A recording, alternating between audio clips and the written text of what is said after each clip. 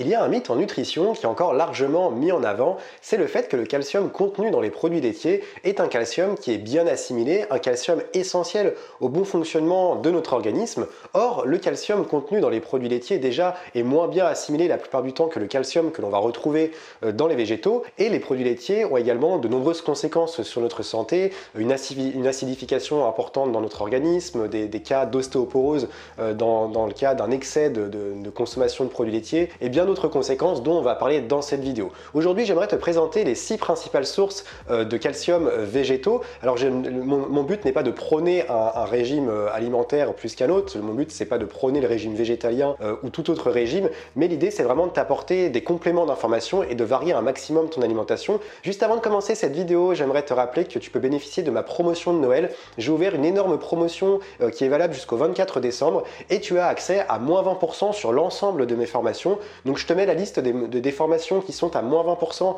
jusqu'à mardi dans la description de cette vidéo et également dans l'espace commentaire. Je t'invite également à mettre ton petit like en bas de la vidéo, à t'abonner à la chaîne si ce n'est pas encore fait, et on se retrouve juste après mon nouveau générique.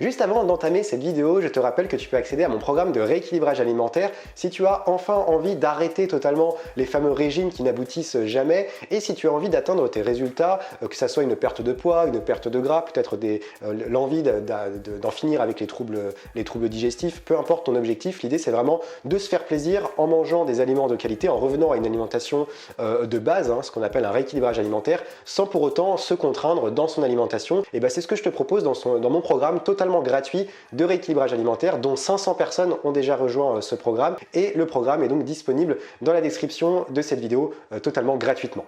Comme je l'ai mentionné rapidement en début de vidéo, l'idée de cette vidéo n'est pas de mettre en avant, de prôner un régime alimentaire spécifique, et notamment le régime végétalien ou végétarien, puisque moi-même je ne suis ni végétalien ni végétarien, je suis flexitarien, et je ne prône jamais un mode alimentaire plus qu'un autre, puisque mon but à moi, c'est que tu adoptes le régime alimentaire qui te convient en fonction de tes besoins, en fonction de ton éthique. C'est vraiment un ensemble de choses, et ça tu peux le trouver uniquement en testant, et ça ne se fait pas du jour au lendemain, ça se fait sur plusieurs mois et parfois sur plusieurs années. L'idée de cette vidéo, c'est d'aider notamment les personnes végétaliennes, végétariennes et flexitariennes qui souhaitent trouver des sources de calcium fiables et faciles dans leur alimentation sans devoir constamment aller chercher dans les produits laitiers ou dans des produits animaux, ce qui est souvent prôné aujourd'hui encore par de nombreux nutritionnistes et par la pression malheureusement des différents lobbies. Alors tu sais que le calcium est un minéral très important dans notre corps, puisque l'OMS recommande déjà les recommandations journalières de l'OMS sont de l'ordre de 900 mg par jour,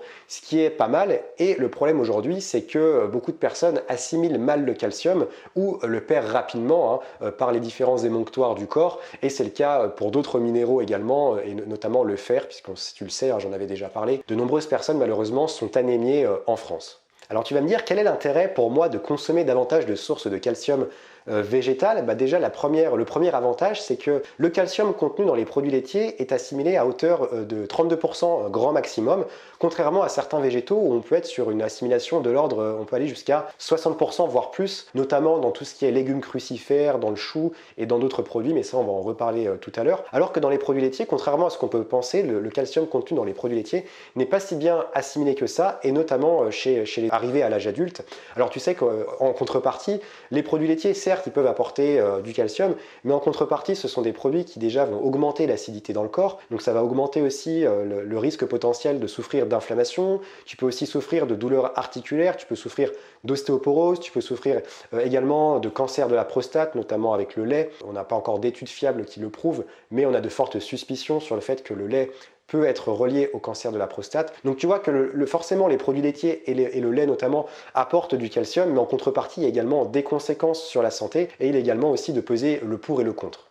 Il est également important d'intégrer des sources de calcium végétales puisque, comme je te l'ai dit, le calcium est très important pour l'organisme puisqu'il intervient dans la solidité des os. Hein. Les os sont composés à 99% de calcium et également des dents, puisque tu sais, voilà, c'est forcément relié. Le calcium intervient également dans la contraction musculaire et dans la récupération musculaire. Il intervient également dans la coagulation du sang. Il va permettre d'accélérer la cicatrisation des tissus, donc notamment si tu vas te couper, si tu vas t'égratiner, etc. Et il intervient également dans la transmission de l'influx nerveux, donc il va également agir sur tout le système endocrinien, sur les hormones, etc. Donc le calcium est réellement important et c'est important de respecter les recommandations journalières. La première source de calcium végétal intéressante à intégrer dans ton alimentation, il s'agit des fruits et des légumes, et notamment des légumes à feuilles vertes et des légumes crucifères. Alors pour prendre un exemple, tous les choux, enfin la plupart des choux et notamment également les brocolis contiennent du calcium qui est assimilable à 60% par l'organisme, ce qui est relativement important. Et je vais également te donner d'autres légumes dans l'ordre, du plus riche en calcium au moins riche en calcium.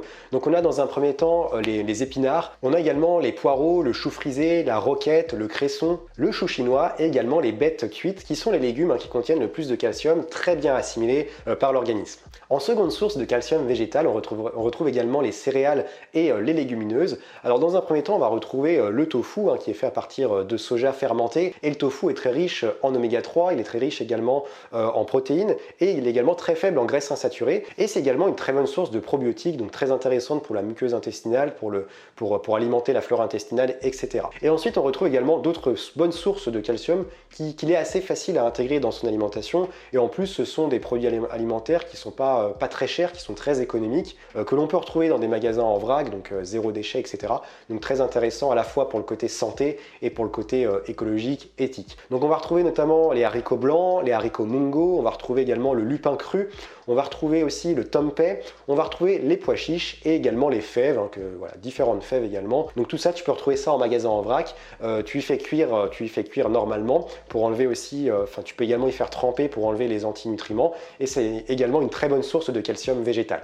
Une autre source de calcium végétal très intéressante, il s'agit du calcium que l'on va retrouver dans les graines et les oléagineux. Donc c'est vraiment la source de calcium végétal la plus intéressante avec les herbes aromatiques que l'on va voir juste après. Donc pour prendre un exemple, par exemple, si on prend par exemple les graines de sésame, on va retrouver dans les graines de sésame 975 mg de calcium pour 100 g, et dans les graines de chia, on va retrouver également 631 mg de calcium pour 100 g. C'est vraiment un taux qui est très élevé.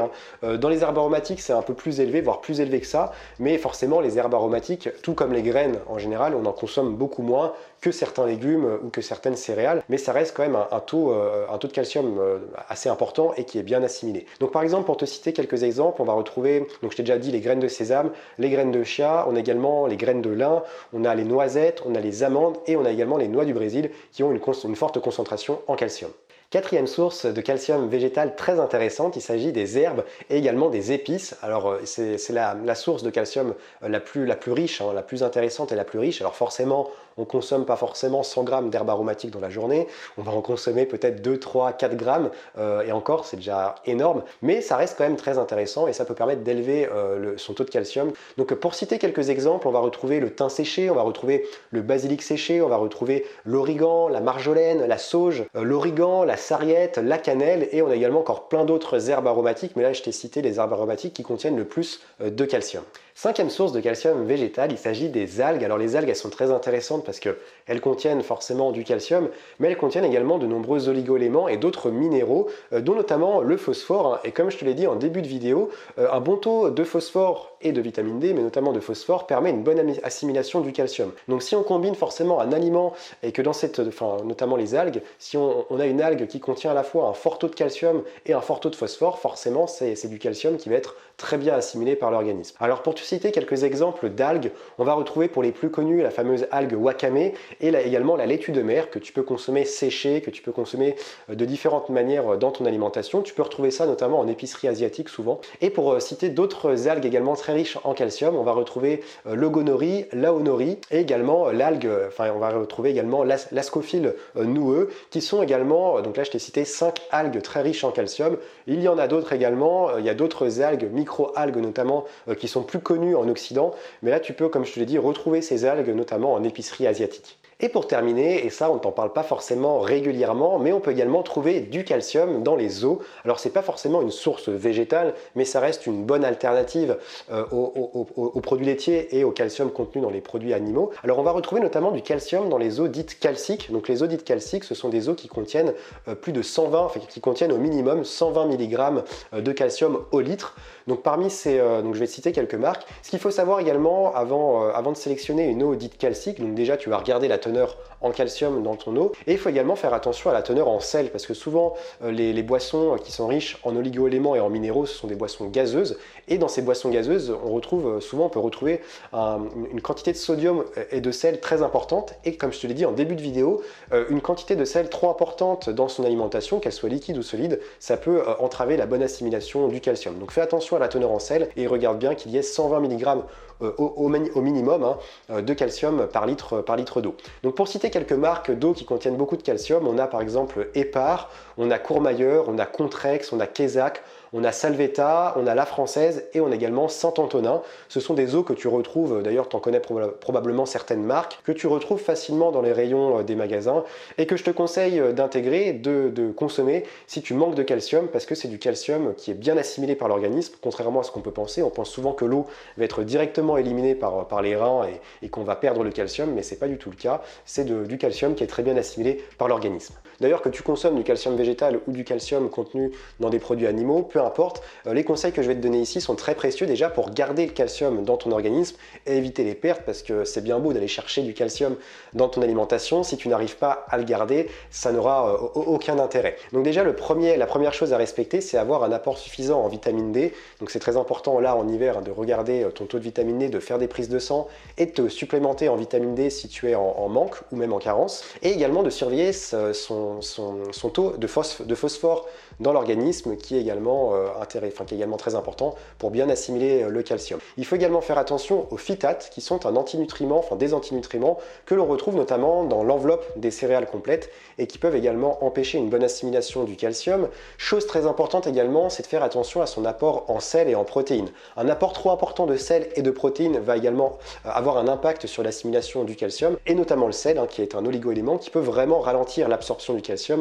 Donc il faut également faire attention à ça, c'est très important. Il faut également veiller à avoir une alimentation qui est pauvre en graisses saturées, puisque ça va également intervenir dans l'assimilation du calcium et ça peut également freiner son assimilation. Il faut veiller également à avoir un taux correct en vitamine A et en vitamine C. Il est également préférable de consommer, donc là on est directement en rapport avec avec le sujet de cette vidéo, de consommer des végétaux qui sont crus et de les cuisiner également avec des cuissons plutôt douces, notamment cuisson à la vapeur notamment, qui est une très bonne cuisson pour éviter de perdre les minéraux et notamment le calcium. Il faut également que tu fasses attention à ton taux d'acidification dans le corps, donc respecter l'équilibre acido-basique dans ton corps, puisqu'il y a un organisme où l'acidité est très présente, ça va aussi entraîner une déminéralisation et forcément tu vas perdre du calcium et d'autres minéraux en contrepartie. Et pour terminer, je te conseille également de consommer de la chlorophylle. C'est vraiment intéressant de consommer de la chlorophylle lorsque tu consommes du calcium, notamment de sources végétales, parce que ça va éviter tout simplement que le calcium se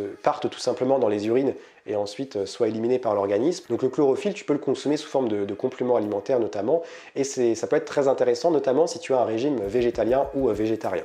J'attends ton retour sur cette vidéo dans les commentaires. N'hésite pas également à laisser ton plus gros like en bas de la vidéo, ça m'aide énormément à référencer mes vidéos et à faire passer le message. N'hésite pas également à t'abonner à Termenet si ce n'est pas encore fait, c'est très important pour toi, comme ça tu reçois directement les notifications et les vidéos. Je tiens également à te rappeler pour terminer cette vidéo que tu peux bénéficier de ma promotion de Noël, c'est vraiment une promotion exceptionnelle, c'est le genre de promotion que je fais uniquement 2 fois par an et tu as accès à moins 20% sur l'ensemble de mes formations. Donc si tu as un budget modeste et que tu ne peux pas accéder à des formations à plein tarif, sache que c'est le moment pour toi de te faire plaisir, peut-être d'offrir une formation à un proche ou de t'offrir également une formation pour commencer l'année 2020 de la meilleure des manières. Donc je te mets la liste des formations à moins 20% dans la description de cette vidéo et également dans l'espace commentaire. N'hésite pas également à bénéficier de mon programme cette fois-ci totalement gratuit de rééquilibrage alimentaire.